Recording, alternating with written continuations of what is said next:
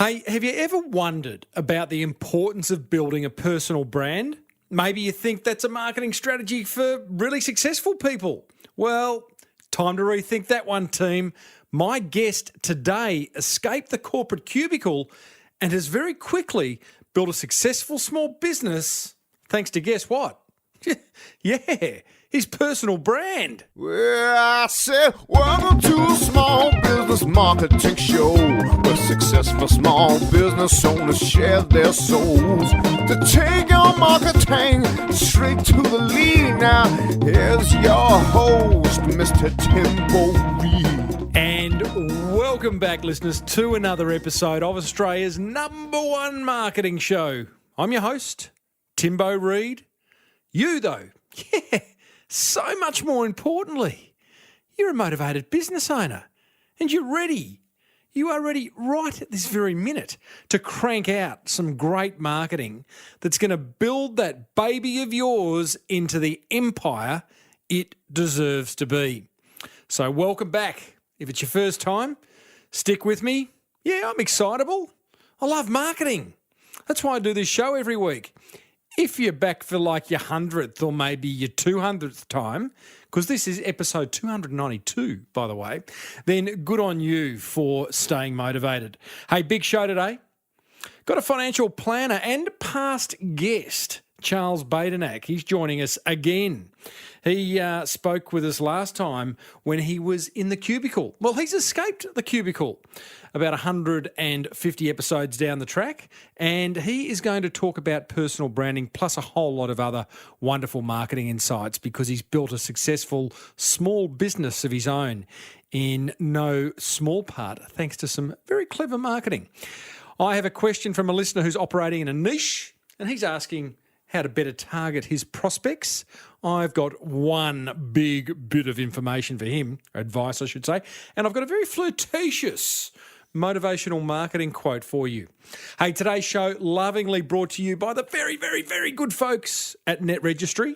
They'll get your online marketing sorted, and they have some exclusive? No, doesn't work. Not a word, exclusive listener packages over at netregistry.com/Timbo. Yeah. They're just for you, including an SEO booster pack where they have dropped the setup fee. Don't tell anyone, right? That is just for small business, big marketing listeners. Okay, cool. Okay. Hey, as per usual, there is marketing GOLD dripping from the ceiling over here at Small Business Big Marketing's HQ. So let's get stuck right in. Do you need a speaker for your next conference? Recommend Timbo to your event organiser. Or better still, book him. Tim Reid, that's reid.com.au. Righto, let's get stuck into this listener question. I don't have a name for this listener. They just call themselves Amplify This 200. But it's a good question and some lovely feedback up front. They say, hey, Timbo, firstly, thanks for putting on a great podcast. My pleasure. I usually listen to your podcast while I am out marketing. In fact, letterbox dropping. Good on ya, hey? That's a motivated business owner that does their own letterbox drops. I run 2 businesses. G4, Guitar Schools Blair Athol. That's a weird long name. And an audio visual company, Amplify This 200 Productions. It's kind of a weird name too. Maybe they help you stand out in a crowded marketplace. From listening to your podcast, I've gained so many ideas. I think the biggest of some of the latest episodes has been blogging. This is something I've just started, released my first blog just the other day. Not sure how many hits it's had, but that's okay because I've just started it. Well, just on that point, Amplify This 200, don't look at the scoreboard. Just keep blogging. Find your voice, get your eye in, share your knowledge, put it out there. Don't worry about the scoreboard. You'll get the runs on the board. Hey, it takes time. Certainly don't look at the scoreboard in the first 6 months. That's my advice. Back to this question. My question to you is, Timbo, since I'm part of such a niche market, how can I target my marketing better to people who are looking for my services? This is an excellent question. And I have a very simple answer. Whether you are niche or mass marketing, simply work hard at knowing your prospects better than your competition, better than anyone else. Know them intimately. This is part of the brand character work that you need to do on your business, right? Everyone listening needs to do on their business. How do you do it? Get clear on the demographics. That's boring. Age, sex, income, education, location, that stuff. Tick those boxes real quick. Then get into the psychographic questions. What's their most expensive problem that they have that you can solve? How do they feel about the industry in which you operate? What keeps them up at night? What excites them? Answer these questions and then get into the sociographic. I don't even know if that's a word. Sociographic questions like, where do they get their information from? Who do they listen to? Where do they get their entertainment? Where do they go out? What brands do they like? Start to get to know your prospects so intimately that you could then write marketing messages, write marketing copy, produce helpful marketing content that hits them right between the eyes, that has you talking to them as if you know them as a mate, right? I actually don't call them your target audience or your target market. I call them your best mates, that group of people that have the highest propensity to want to buy from you. And, once you know this information, the marketing ideas really will flow and your messaging will be so much more empathetic. Once you have this clarity around your prospects, amplify this, weird name still, share it with everyone, right, who is responsible for growing your business. That's how you get clarity around your target market, around your best mates in order to grow out market. The marketing ideas will flow, I promise you, all right? So great question. Hey, if you want to get a mention on the show and you want me to answer your marketing question, all you have to do is head over to iTunes, leave a listener review, add your marketing question there, plus your website, and I will give you my answer and a little bit of exposure. Some wise soul once said, doing business without marketing is like winking at a girl in the dark. You know what you're doing, but nobody else does. All right, let's get stuck into today's guest. Charles Badenach. Main Street Financial is his business. And Charles was a past guest on this show on episode 145. In fact, we shared the same stage at a conference about 3 or 4 years ago. In that episode, he talked about how he was using content marketing to successfully navigate his way through the global financial crisis of those many years ago. And he did it really successfully. And it was such a great interview. I'll put a link in the show notes to that interview because it's as relevant today as it was back then, and you've got to listen to some of the very clever things he was doing.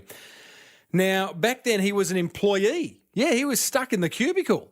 Now he started his own successful financial planning business. Nice little boutique business down in Tasmania. So sit back and have a listen as Charles explains how and why he escaped the cubicle.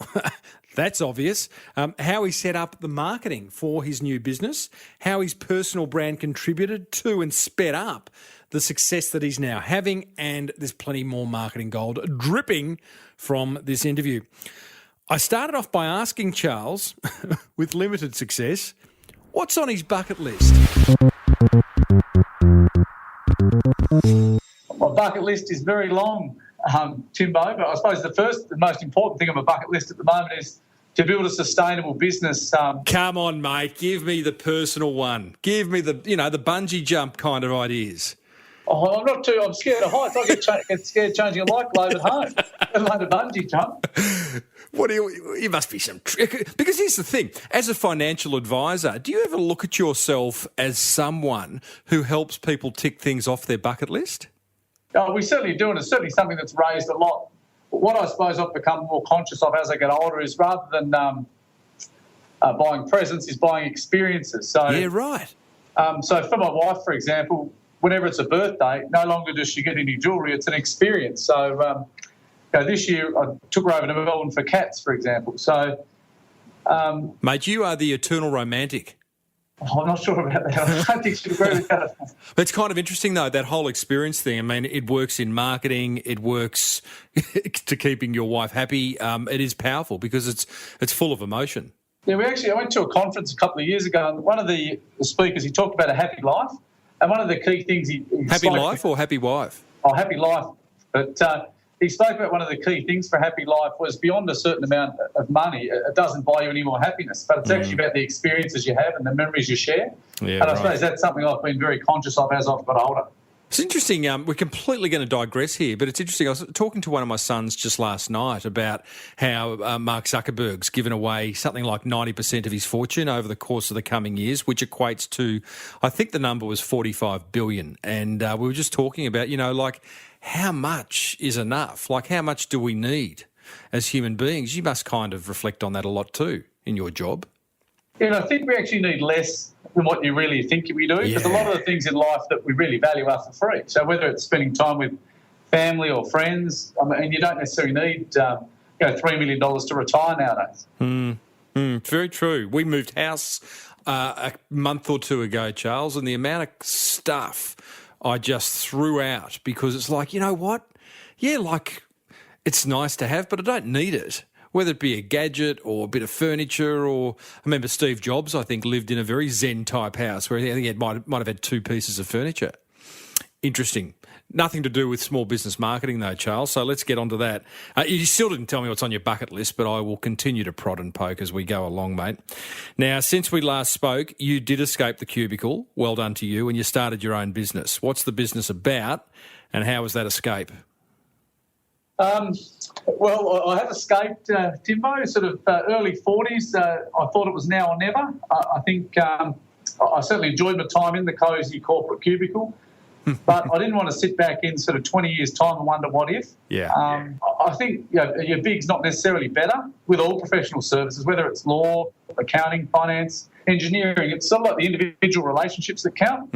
You don't necessarily need the big corporate around you to achieve that. And I think technology's been a great leveller for small business, so we can actually compete on a scale like never before. What's the business you started? Well, obviously it's financial planning business. We started a business called Main Street Financial Solutions, which is a boutique financial planning business based here in Hobart. So right there, no shortage of financial planning businesses around. What made you think, sitting in the mahogany office in your corporate job, that you could start a business that was going to be different to all the others?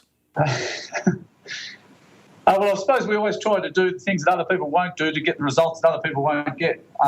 So whether that's, particularly at a marketing front and at a client engagement level, we're very sort of committed to what we do and passionate. We work as a team. And you're a big boy. I'm going to pull you up on that because I love that. I love the quote. You do the things others won't do to get the results others won't get. Give me an example of that. Okay, so we're involved with a client who runs a business.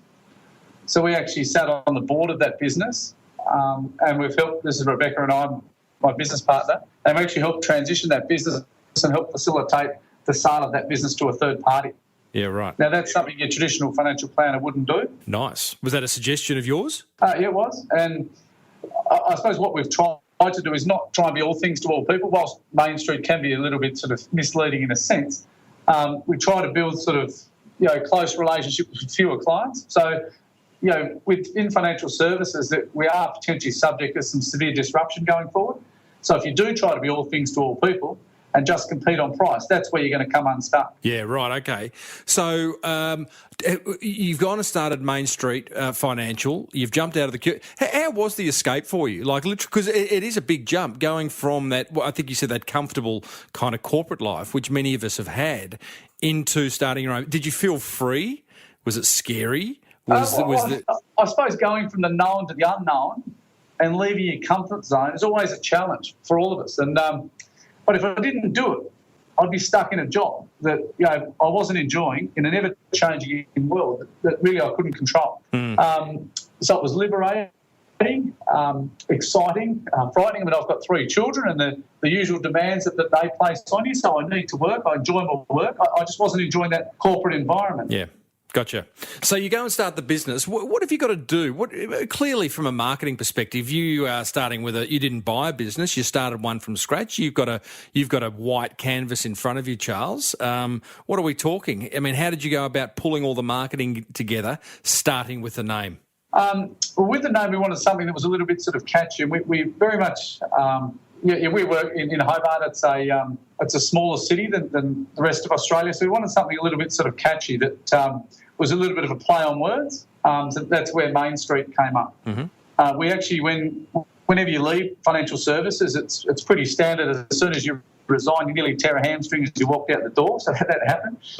You can't work for a period. So we weren't able to work for 6 months, which really gave us 6 months sitting in a room, brainstorming. So my business partner and I, basically, we got dressed as if we were going to work in a suit and things. And we hired a room and we just sort of worked every day on that.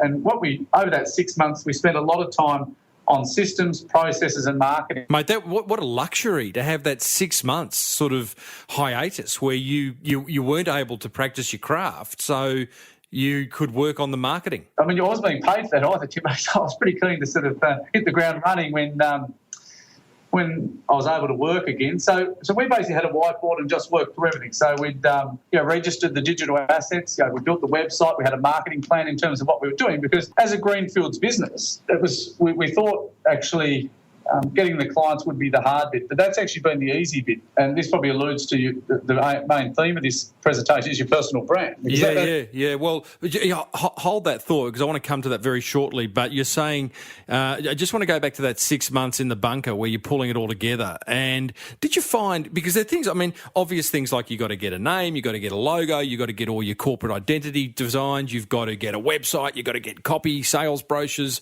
all that type of stuff. Did you find any of that challenging, or was it all pretty much par for the course? Well, actually, it was I suppose I often equate it to like you're changing football teams mid-career.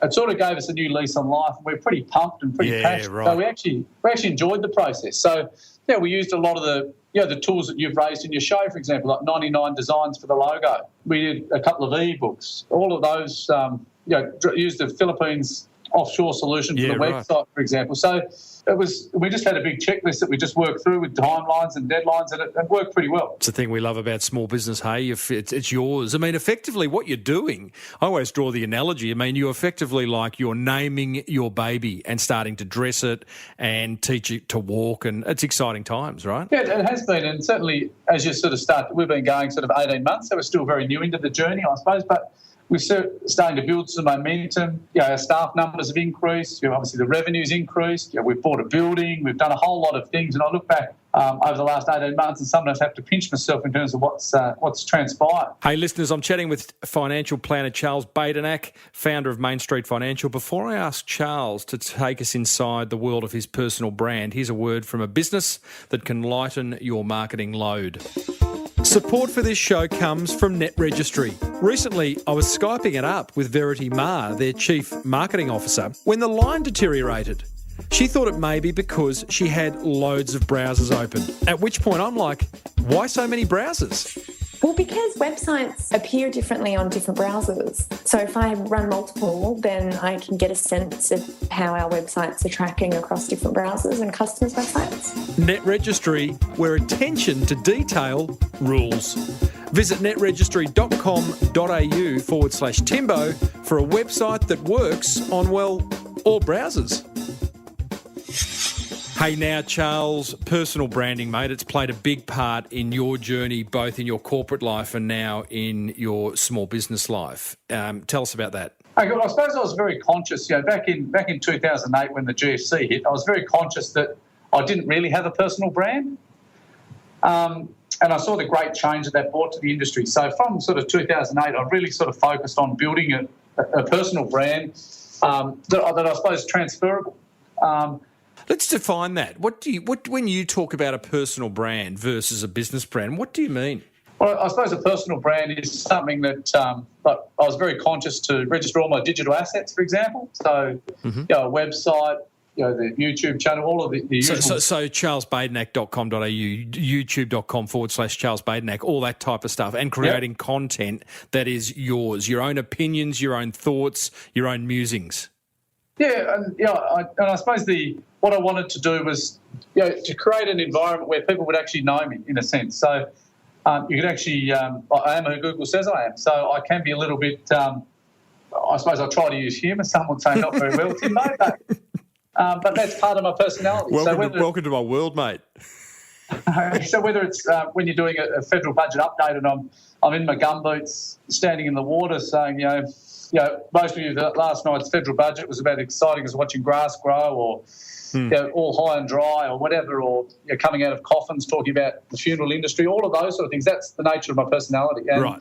I suppose a personal brand enables me to bring that out. So you had all these personal assets, these videos of you expressing opinions and educating and entertaining your clients. You had, this is stuff we spoke about in a previous episode where you've had books, you would speak at conferences, and I think what you found, maybe you didn't realise, I could see it when I first met you, but you had built your own personal brand alongside the business that you're working for, and now you've discovered that it's 100% transferable to your own business, and it's an amazing asset that you can start with immediately.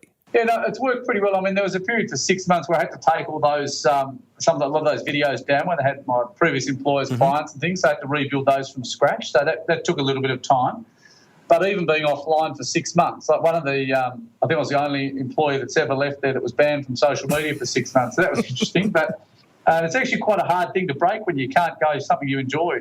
But anyway, that's another story. How much can you tell us about that? Because I am in the old social media. I mean, that feels very relaxing to be off social media for 6 months. Did you find it really hard, did you? Well, I suppose I use social media not just for work, but for social interaction, for news and a whole lot of other reasons. So I had to be very sort of careful what I did during that period. But I just rebuilt it. And it, as I had the digital assets already, so I owned those digital assets, it wasn't terribly difficult. And I suppose I like the fact with a personal brand that I control it. I suppose it's also enabled me to build credibility in a crowded marketplace by being different. Obviously, you distinguish yourself a little bit from the competition. There are a lot of financial advisors around us and advisors that do a fantastic job for clients, and it's a pretty competitive market. One of the things that I hear it in your industry all the time, but I hear it in other industries sometimes, is this notion of compliance, right?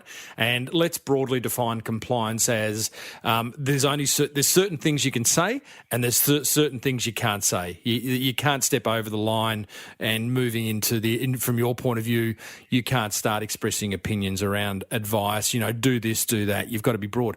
How do you manage that? Because I know that it stops most people in many industries from embarking on the type of content marketing and personal branding that you do. Okay, well, a lot of the information I have out there is very general. Okay, where I actually deal there's a lot of things I do offline. So whether it's an unlisted YouTube video, which I send to clients, which is personal, okay, which contains all of the disclaimers and all those things. And it's just the world we live in. You've got to work around it. I don't think it's an inhibitor for what you do. You just need to do things slightly differently. And the world's always changing. And I think as professionals, we need to change with it. And I've got this sort of thought that you need to improve what you do by 5 to 10% each year to keep up with the trend. Let's just go a bit deeper on that, because I reckon most business owners in any industry acknowledge that the world is changing. And let's talk about the marketing world. We're seeing a lot of changes. There's amazing things that we can do. There's never been a better time to market a small business. But this change creates this massive anxiety in them, and they kind of, as a result, continue to do what they've always done. Are you one of these blokes who just kind of looks change in the eye and says, out of my way, or how do you break through that? Well, I suppose I kind of love change, really. Not a guy that will sit in the same chair, have the same thing for lunch for the next 20 years. That's not me. So what we've done, we've got a business coach, for example, and one of the things that she said to us is, look, you're actually growing too quickly. Nice. I said, I did think that was a problem. She goes, well, I think we need to step back a bit. So what we've done over the last sort of 4 months is we've actually, for 4 days a week, we've worked in the business, and on the 5th day we work on the business. So what we do, we have all of the staff coming in plain clothes on that day, and we have these things called rocks. So we all have a rock that we're responsible for, and it's about trying to make sure the business is more efficient and we can actually become more scalable to an extent. And it's worked well because it gives all the staff ownership of an issue. I need you to just explain that rock thing a bit more, mate. Are you carrying around a rock all day? Tell me more. Well, it's just an expression we have. So we refer to them as rocks. So every 3 months we do a different rock. Right. So a rock might be your investment philosophy. It might be fixing up your intranet, for example. So we use Google Sites for our intranet, which really enables us to have an intranet with Google search engine-like capabilities. Yeah, right. If I compare what we've got as a small business in the internet versus what I had working for the big corporate, as sad as it seems, our intranet is actually better. Love it. So someone carries that rock, say the intranet rock, for 3 months, and it's their job to make it better over that course. Okay. Yep. Good. And we have a sort of a weekly or Friday meeting on that, so they give us an update on where everyone's at, and it works pretty well. So, we're always trying to make sure the car goes faster. Charles, personal branding, I want to now kind of figure out how you've taken this strong personal brand that you have in your industry in Tassie and now integrated it into Main Street Financial's brand. Because at the end of the day, I guess what you don't want to do is, I don't know, maybe you do. Do you want them to be completely poles apart and separate, or do they somehow blend at a point, and where is that point? I suppose they're blending now, so the focus very much now is on the business. So whilst I have a personal web page, a lot of that traffic is directed back to the Main Street website. It's basically my website with a lot of the Main Street pages on it. Yeah, okay? Right. We have an outsourced solution that we use in the Philippines that we pay a retainer fee, and one of the roles they do is they give us a monthly report on where all our traffic's come from. And still my personal website is in the top three, always in the top three traffic sources for our website. So keen to sort of, I suppose, reduce that over time. Why? As long as you're getting traffic as long as people are visiting your website and then bouncing off to your business website, that's okay, isn't it? It is okay, but I suppose we're trying to build a business, not a personal brand. So if we look at scalability of a business in 5, 10, 15 years' time, it's the business you want to have the identity more than the individual. How are you're a big one for content marketing, you're a big one for helpful marketing, as I talk about, and what are you putting on, what is it, charlesbadenach.com.au versus what are you putting over at Main Street Financial website? Well, they're nearly one in the same in a sense. But you're not mirroring the content, are you? Well, if say I do a video, for example, for YouTube's a classic example. So I've got a personal YouTube channel and we've got a Main Street channel. So where I've done a video for Main Street, it goes on my personal channel as well. Mm-hmm. And I've also been careful. Let's say, for example, I do a presentation for someone. I'll actually pay a guy to come and record it as well. So I'll actually upload that to my personal channel rather than Main Street. And then someone may let's say someone wants to know, wants to know how you present, for example. I'll send them through a couple of the links so they can have a look at it. And that's worked pretty well. So that's like at a personal level, for example, in 2014 when I was on gardening leave, I had 2 weeks in New Zealand talking to the financial advisors over there. And that's how that opportunity arose. Yeah, I like that. The whole repurposing of content or capturing content in the first place. Because, you're doing some speaking gigs that can either go out into the ether and never be heard again, or you capture it once and for all and put it on your website, carve it up, maybe transcribe it, maybe turn it into some pieces of audio. There's a whole lot of stuff you could do with that.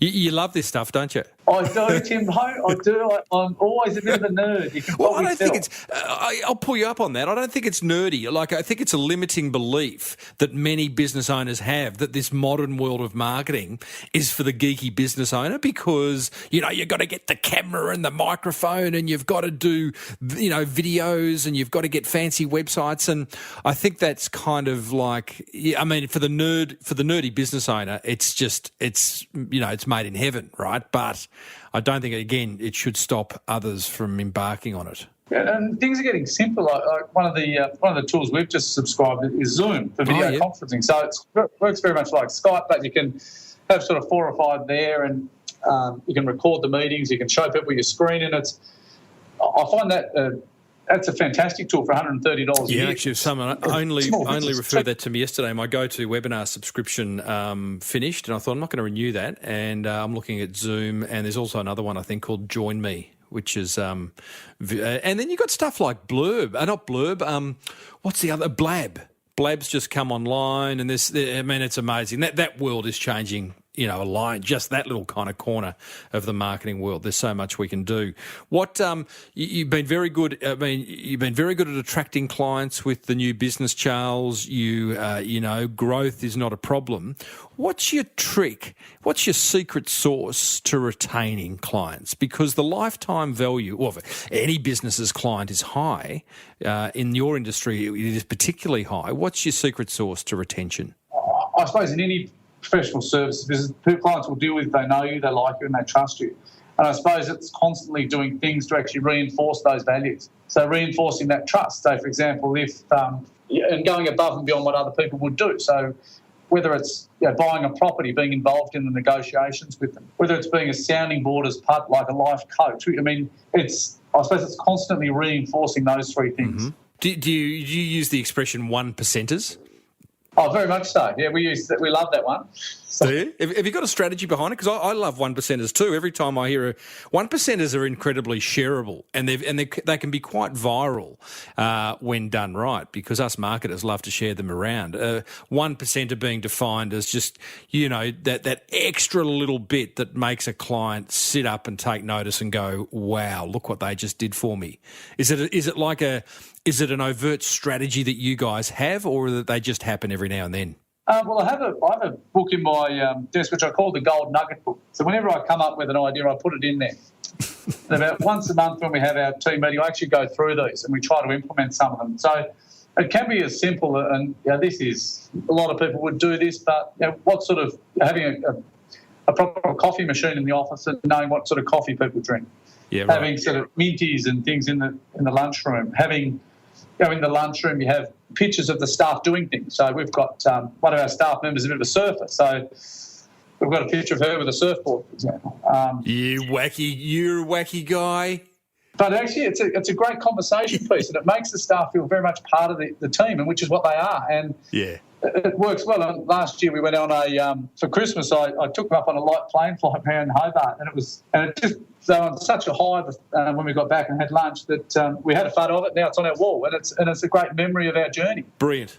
Well, it shows you have fun. It shows you human, So these financial advisors can sometimes seem... now I'm going to get a whole lot of financial advisors. I was going to say unhuman, but you know what I mean. Like they can often be... Because you deal in a space that is quite complicated and technical. So the kind of marketing that you're doing is humanising yourself and making you more approachable, I think. Yeah, no, I think there's an expectation now with clients that you've actually got those qualifications. And so when they come in the door, they've actually already done their research on you. They've already Googled you and they sort of know a bit about you. So that's already established that. Whereas if we go back 10 or 15 years, you had to actually establish that on a one-on-one basis with a client, but it's different now. Yeah, I hear. Hey, Charles, I know I don't normally ask my guests this, but I know you did some wonderful preparation for this chat, as you like to do. Is there any points that I haven't covered that you would love to share around personal branding? No, not really, Timbo. Got it. Good, so really. I told you we'd get there. Oh, pretty good, really. I suppose... Is there one thing? Is there one thing? Because you're doing some good stuff. You continue to do some good stuff. Marketing for you is a hobby. You're one of these few people that it is absolutely something that you enjoy doing in order to grow that baby of yours into the empire it deserves to be, as I say. But is there one thing that you are tempted to try, but maybe you haven't got the courage, or you don't know, for some reason you just can't seem to do it? Well, I suppose I've always adopted a philosophy. I've got to fish where the fish are. And one of the problems I've had is I've actually been a bit far ahead of where the fish are, in a sense. So I embraced YouTube before clients were on YouTube. So I've had to sort of pull back a bit and really focus on where the clients are. Mm-hmm. Where are they? Well, LinkedIn's a very popular platform. Also, Facebook for more... I don't know if you've ever seen some of our Facebook posts, but they're quite sort of lighthearted. If you often use the analogy, if we put something serious on Facebook, it's like turning up to a party on a Saturday night with a dictionary and expecting people to talk to you. It's just not going to happen. I do like that one. Hey, you are quite a funny guy. This is really interesting because that whole concept of, putting that kind of stuff on Facebook, again, there's a lot of business owners who go, really? So what? And I'm not the marketing guy who says get on Facebook or get on Twitter, but if you are going to, you do have to have those generally light conversations. And there's business owners going, but do I really need to kind of post funnies, or can't I just talk about my business? And the answer is no. So you can just as an example, we bought a video arcade game from Gumtree, Timbo, which love it. Plays a lot of the favourites from the late 80s and early 90s, which you're obviously very familiar with, like myself. Sit down or stand up? Sit down with the two stools next to it. And, it's got 60 games, cost us a grand total of $1,000. And it's a crack up. Like we have a competition every Friday. We might be playing for a bath bomb or a Guinness 6-pack or something like that. And we have like a tennis bomb. A bath bomb. Jeez, have you ever won a bath bomb? Well, I'm not sure it'd be good for me, but the girls in the office like it. So we're an equal opportunity employer, Timbo. So we've got to keep the prizes sort of 50-50 a bit. So, but we put a Facebook post about that, for example, or Penny, one of our staff, she's a national swimming champion. So that went on them, and she swims like 4K a morning and stuff like that. She's a bit of a superstar. So yeah, right. Really personalising it. And clients will come in and raise those issues. And we've even had clients that come in and say, look, could you mind if I have a game on your game? I said, oh, no problem. You ever done business over a game of Space Invaders? No, it'd be a very short business. I'm not very good at it. It's a tough game, the old Space Invaders, isn't it? Very much so. It's when they get down low, the anxiety levels increase. I think that's why I avoid it. I'm more of a kind of what was the other one? Was it Phoenix? Oh, Gallagher or Gallagher's one. Loved Gallagher, Charles. Love it. I'll take you on next time, mate. I'm down there. No problem. Sounds good. Now, buddy, as we wrap things up, you're not going to get out of it so easily. What's on your bucket list?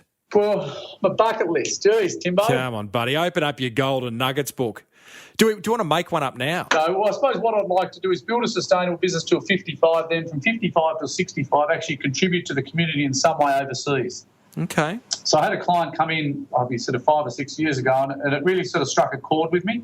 From 55 onwards, you actually can do something good that makes the world a better place. So not necessarily a paid role, but certainly potentially something overseas. That's what is on my bucket list. Can you imagine what it would be? Yeah, I'd be happy to sort of teach in the third world or something like that. Yeah, right. I think something like that would be really rewarding. Like I've had a lot of work with the Migrant Resource Centre and Variety and that sort of stuff, and I really enjoy that.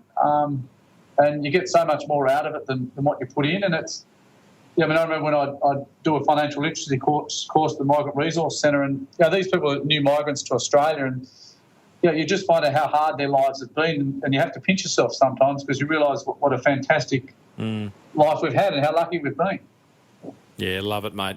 Love your work. Hey, Charles, website is mainstreetfs.com.au. Is that correct? Yeah, that's right. And if people want to hit you up on Twitter, because you love a bit of tweeting, what's your tweet? I do like the tweets and the LinkedIn and things, but feel free to contact me. Happy to help anyone. How do they get you on Twitter? At C Badenach is probably the best option. Badenach. Charles, love your work. All the success for future marketing endeavours, mate. Thanks, Timbo. Keep up the good work. Love listening to the show.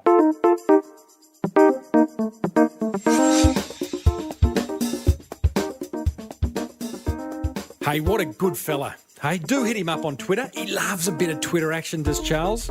Now, I've got my top 3 learnings, thanks to Net Registry, who get your online marketing sorted. Learning number 1, do things others won't do to get the results others won't get. Don't you love that? Charles was actually full of quite a few quotes, a few kind of door stoppers, but I do love that one. Hey, little 1%ers. Learning number 2. Hey, check out Google Sites as a way of creating an intranet. I like what they're doing at Main Street Financial with this. I know a lot of businesses that also use it as a place to store all their standard operating procedures and all that type of stuff. In fact, just last week, we held a members-only webinar inside the Small Business Big Marketing Forum in which a Google Apps expert, a guy called Peter Moriarty, who set up all my Google apps, he walked us through some of the simple and free productivity tools that Google make available to us. So if you wanted to listen to that, you can go over and join the Small Business Big Marketing Forum at crankmymarketing.com. And that it's about an hour, just a bit over an hour webinar is there for you to digest. Learning number 3, are you fishing where the fish are? Sounds obvious, I know, but sometimes we can cast our marketing net a little bit too wide, hoping to catch anything. But do you really want to catch anything? So here's an idea. Set aside an hour or 2 to trial some very targeted marketing that only talks to people you want as your customers or clients. A bit like the advice I gave up front with that listener question about getting clear on your niche, on who you're trying to target. Powerful stuff. There's a challenge for you. Oh, and I didn't want to burst Charles's balloon, but if you're going to put a video arcade in the office, which I think you should, I would go for the stand-up version of Space Invaders. Much cooler. What do you reckon? Hey, what was your takeaway? Head over to smallbusinessbigmarketing.com, key in episode 292 into the search bar, and leave me your thoughts. Well, let me see. I reckon that's about it, team. Plenty of marketing gold coming your way, though. Weeks and months ahead. Next episode, I have a chat with a fella. How's this? Who's starting an airline. In fact, an airline in which you pay a monthly fee and you can fly as often as you want. Hey? Yeah, true story. More on that next episode. Between now and then, use Net Registry. Get a website from them. Buy a domain name. Change your hosting. Get your website found. They've got great offers over at netregistry.com.au/Timbo. And a big hug goes out to me old mate, Daryl, a.k.a. Delirious Missin. He puts this show together each and every week without an ounce of complaint. Thanks, Daz. And the music bed, the one you hear throughout the show, that's written by Lockie Doley. He's a rock star. Hey, if you need a speaker for an upcoming event, I'm all yours. Head over to timreid, reid.com.au. And if you want to surround yourself with motivated business owners just like yourself, then you could do a lot worse than joining the Small Business Big Marketing Forum over at crankmymarketing.com. Then you've got a place to ask any marketing conundrum that is on your mind without fear of being judged or laughed at. Although we do have a laugh in there. Hey, until next week, I am Timbo Reid. Love your work. May your marketing be the best marketing, and bye for now.